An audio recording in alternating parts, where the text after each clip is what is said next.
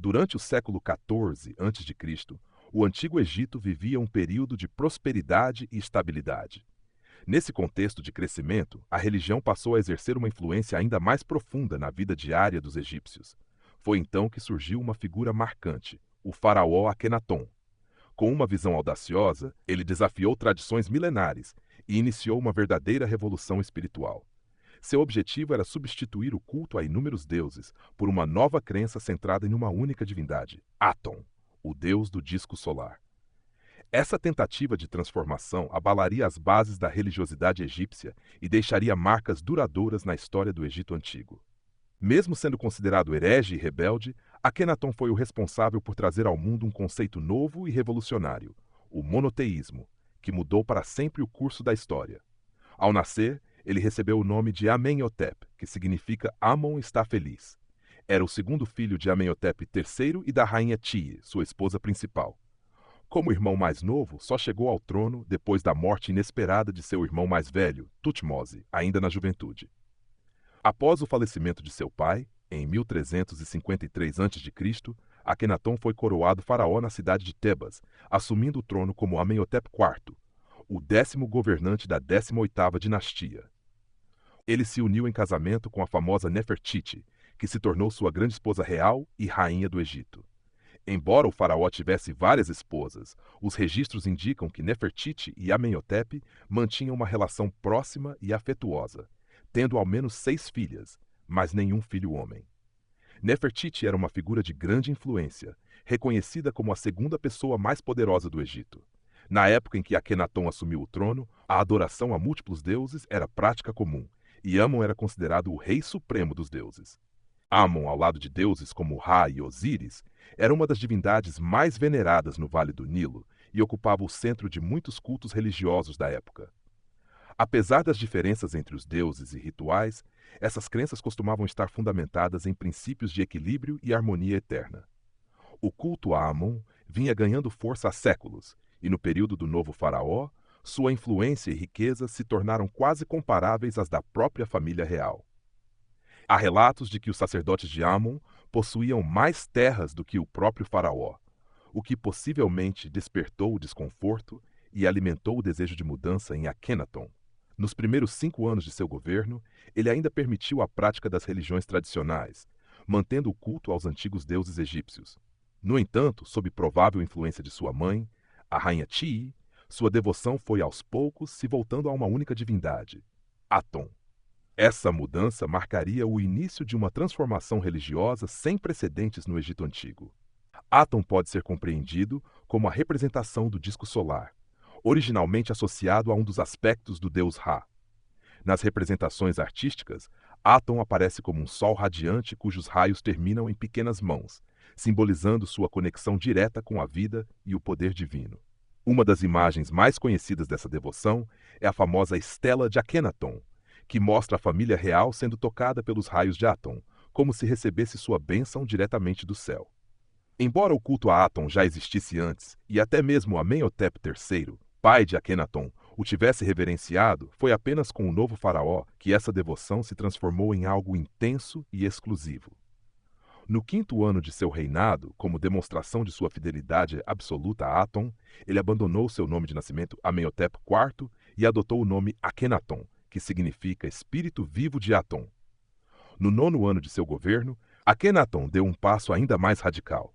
Proclamou que Aton não era apenas o Deus Supremo, mas o único digno de ser adorado, rompendo de vez com o tradicional politeísmo egípcio. Essa decisão marcaria um dos momentos mais controversos e transformadores da história religiosa do Antigo Egito. Muitos estudiosos veem nessa mudança ousada o surgimento do monoteísmo.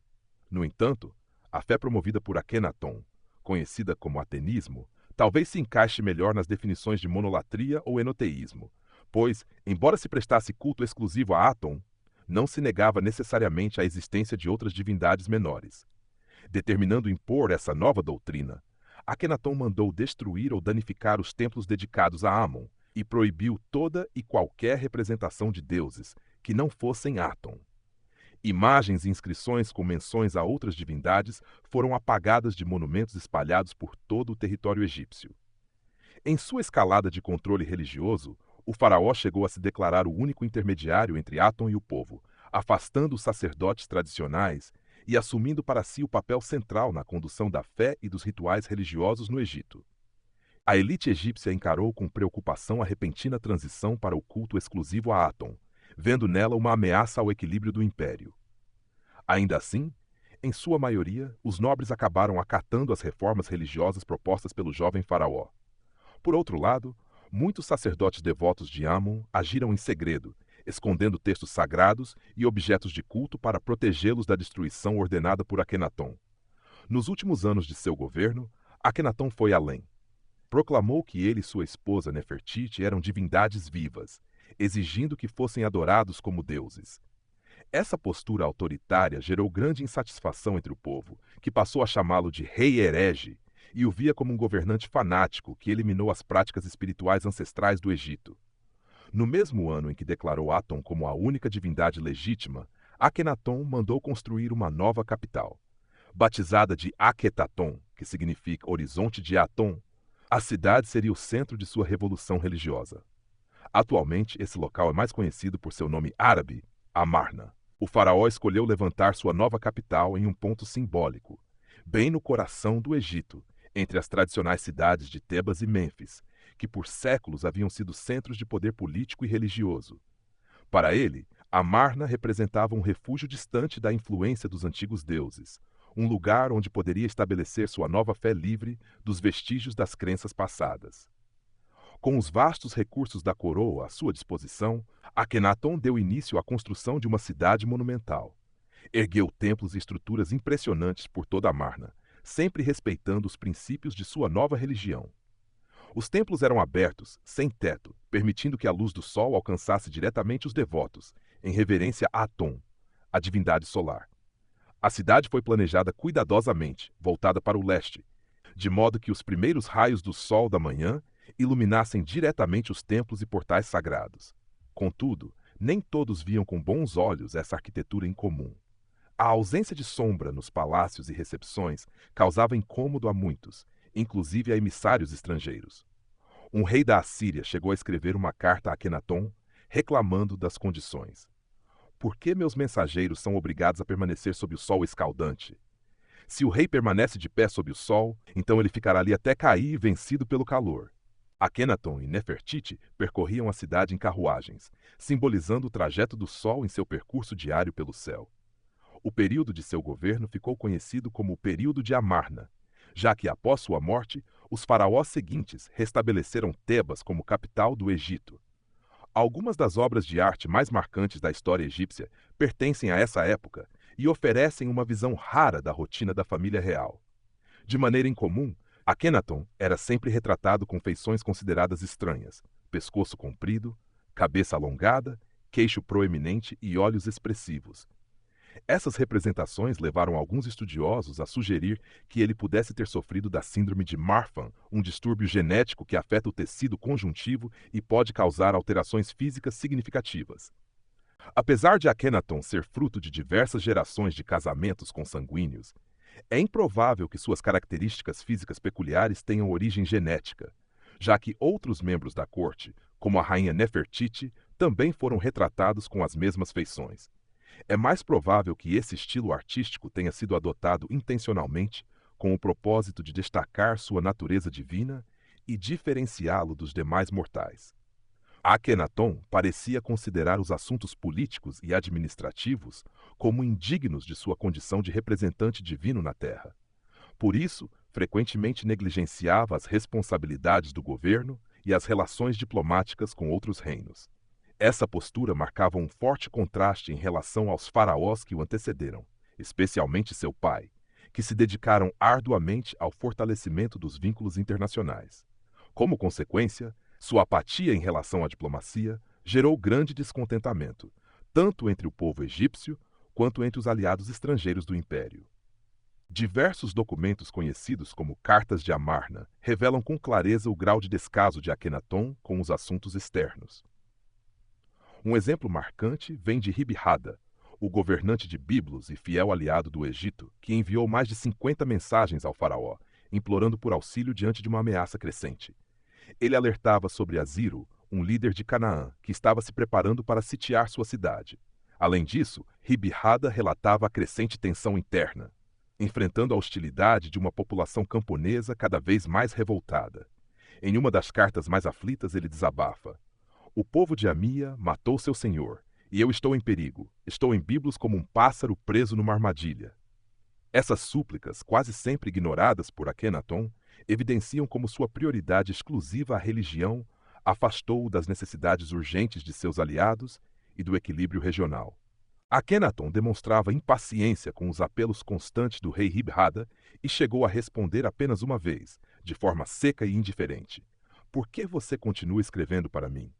Pouco tempo depois, Biblos foi tomada pelas forças inimigas. Rib-Hada foi deposto, obrigado a fugir e acabou assassinado por Asiro. Outro aliado próximo do Egito, o rei Tushratta, governante de Mitanni, também sofreu com o descaso diplomático de Akhenaton. Ele havia dado sua filha em casamento a Amenhotep, pai do jovem faraó. Após a morte do antigo rei, Akhenaton tomou a princesa mitaniana como uma de suas esposas secundárias. No entanto, Tushratta enviou várias mensagens protestando contra a quebra de um acordo importante. Ele havia combinado com o Egito um dote composto por estátuas de ouro maciço, mas recebeu apenas peças de madeira cobertas por folhas douradas. Akhenaton não ignorava completamente os assuntos internacionais, apenas se afastava de tudo o que não estivesse ligado aos seus interesses pessoais. Sua mente e energia estavam centradas quase exclusivamente na transformação religiosa que liderava e no dia a dia luxuoso de seu palácio. Após 17 anos de um reinado repleto de polêmicas, Akhenaton morreu e foi enterrado em uma necrópole situada a leste da cidade de Amarna. Uma estela encontrada na capital trazia suas instruções fúnebres, onde se lia: "Que um túmulo seja preparado para mim na montanha oriental de Akhetaton. Que eu seja sepultado ali durante os incontáveis jubileus que Aton, meu pai, destinou a mim." Nos anos que se seguiram à sua morte, o túmulo de Akhenaton foi violado e seu sarcófago destruído. Sua múmia foi retirada do local e acredita-se que tenha sido transferida para o Vale dos Reis. No entanto, identificar com certeza os restos mortais do faraó tem sido um desafio constante para os arqueólogos. O sarcófago foi restaurado no século XX e hoje está em exibição no Museu Egípcio do Cairo. Após sua morte, o trono passou brevemente por dois faraós, Smenkhkare e Neferneferuaten. Pouco tempo depois, o poder foi assumido por seu filho, fruto de sua união com a própria irmã, o célebre jovem faraó Tutankhamon, cujo governo representou o fim definitivo do chamado período de Amarna. Quando o jovem faraó subiu ao trono, seus conselheiros o persuadiram a abandonar o culto exclusivo ao deus Aton e restaurar as práticas religiosas tradicionais voltadas a Amon e às demais divindades do antigo panteão egípcio. Como sinal de fidelidade à religião restaurada, ele modificou seu nome de Tutankhaton para Tutankhamon, reafirmando publicamente sua lealdade a Amon. Tutankhamon também deixou para trás a cidade de Amarna, fundada por seu pai, e devolveu a capital ao seu antigo centro espiritual, Tebas. Após sua morte, os faraós seguintes, especialmente Horemheb, iniciaram uma campanha sistemática para apagar os vestígios do governo de Akhenaton. Muitas das construções erigidas por ele foram demolidas e seus blocos reutilizados em novas obras arquitetônicas. Horemheb foi além. Empenhou-se em eliminar o nome de Akhenaton dos registros oficiais, com tamanha eficácia que o faraó foi completamente omitido das listas reais elaboradas por dinastias posteriores. Por séculos, sua memória ficou sepultada, até que, no século XIX, arqueólogos redescobriram as ruínas da cidade de Amarna. Graças a essa descoberta, a figura de Akhenaton emergiu novamente da história. Ironicamente, o rei que seus sucessores tentaram apagar tornou-se um dos faraós mais conhecidos de todo o Antigo Egito, enquanto muitos de seus opositores foram esquecidos ao longo do tempo. Embora tenha sido considerado um herege e rejeitado pouco depois de sua morte, a reputação de Akhenaton foi lentamente transformada ao longo dos séculos. Progressivamente, estudiosos e pensadores modernos começaram a enxergá-lo de forma diferente, reconhecendo não apenas um faraó fora do comum, mas um reformador de visão pioneira.